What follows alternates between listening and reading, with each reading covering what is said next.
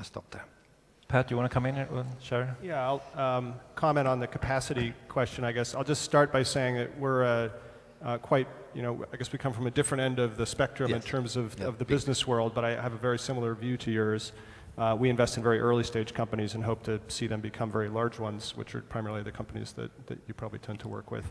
From a capacity point of view, I think there's a sort of policy-making capacity question, which is we come out of Copenhagen hopefully with an agreement. Well, then that has to filter down to various regions, countries, cities, as the case may be, different industries. There's going to be allocations. I mean, it's going to take a long time for this to actually become policy that can be acted upon. So there's that whole issue. In addition, there's actually, if you're talking specifically about the money, there's a deployment of capital issue just from the public sector. I mean, if you look at what's happening with the stimulus packages, both in Europe and the US, despite all the announcements, very little of that money has actually been put to use now. And we're, getting on towards a year now. So I think that, there's a real question about whether the existing institutions are keyed up to actually deliver on this. I would sort of add to your comment about push versus pull that I would hope that the bulk of this sort of mythical $160 billion number that's been talked about, I don't know how it's going to be spent, but I would hope that it's not primarily given to companies to support them through valley of death or whatever you want to call it. I would much prefer, and I also hope that it's not just spent to subsidize products that are too expensive and that shouldn't otherwise make economic sense. What I would love to see is the bulk of that money spent to facilitate markets where there is a good ROI already, but there are inhibitors to that, to those being adopted. For instance, if you look at energy efficiency, there's huge transaction costs, but the ROI is very clear. I mean, if you talk to the average tenant in a building, they know that if they put light bulbs in or they insulate or whatever, the payback is good, but there's good reasons for them not to do that. They don't own the building, they don't have the capital to do it, et cetera. So, I mean, that's a very micro example, but I'd much rather see the money be used in a way that actually ends up in a net saving, but facilitates and accelerates a series of market growths that would otherwise be inhibited. So we'll see how it plays out, I guess.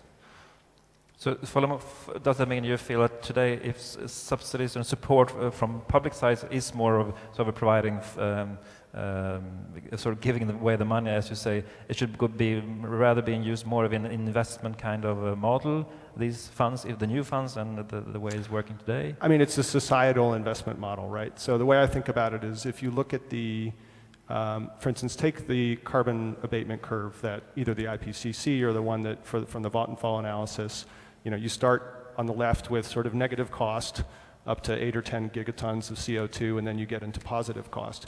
Well, why don't we start by focusing on the part that's below the line, where we know that if we can actually make those occur as adopters of technology, there will actually be cost savings. You can then pump that money back in and at the same time be bringing down the cost of the things on the right side of the curve. So I'd rather see those sorts of policy instruments rather than, much as venture capitalists love feed-in tariffs, because that's, caused lots of people to make lots of money, particularly in Germany and the people who back those solar companies, and it's launched a whole industry, which is great. From a societal point of view, I think there's probably ways to spend that money that are more sustainable in the long term and actually, bring down the long-term cost of addressing climate change. I would just like to add that even if we would do it right, it might not happen. And that's our conviction that we look at the building sector, that even if we would do everything right, it will not happen. So and this is speaking from big business, saying that the market cannot take care of everything. So you need to have certain standards, you need to have labels, you need to have certain codes and code of conduct, etc., in order to make that change happen. So it's not only financial incentives that drive this. You need also another type of complements in order to achieve this transformative change. Yeah, as you were saying, it's the whip and the carrot. You need both. And the legislation is probably the whip, where you bring down the maximum allowed energy consumption in buildings, for example. That in itself will drive innovation and new products. But then, of course, if you want that process to go faster, then you can subsidize some. But as you say, they should be almost profitable by themselves. That's the best ones to use. But, If I may just support that, and I think this is something that is trying to be implemented by the member states in the legislation that's developed at the European level. I think the Eco-Design Directive, which sets the energy requirements for product groups, currently mostly electrical products, but which plans to be expanded.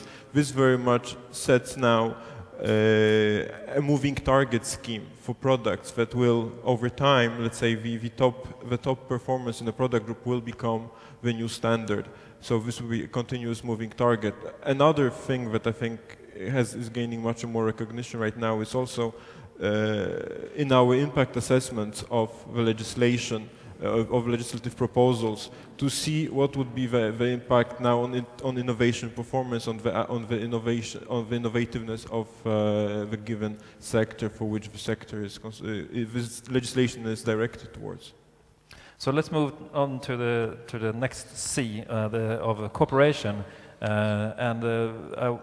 we heard Stefan mentioning, for instance, the patent issue in negotiations as one element of facilitating or maybe also making it difficult for technologies to spread.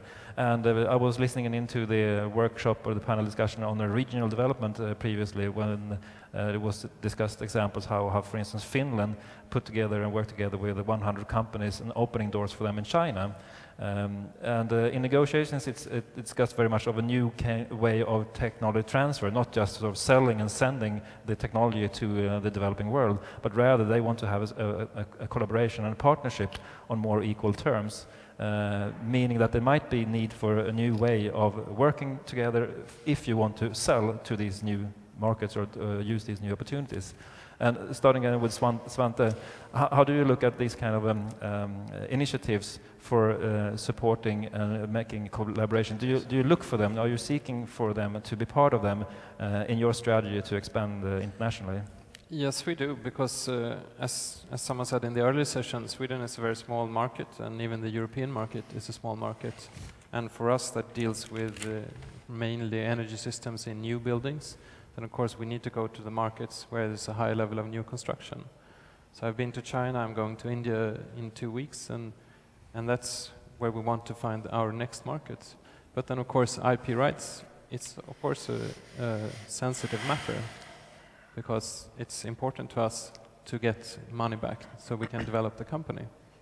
But then of course there's usually some way of negotiating through that.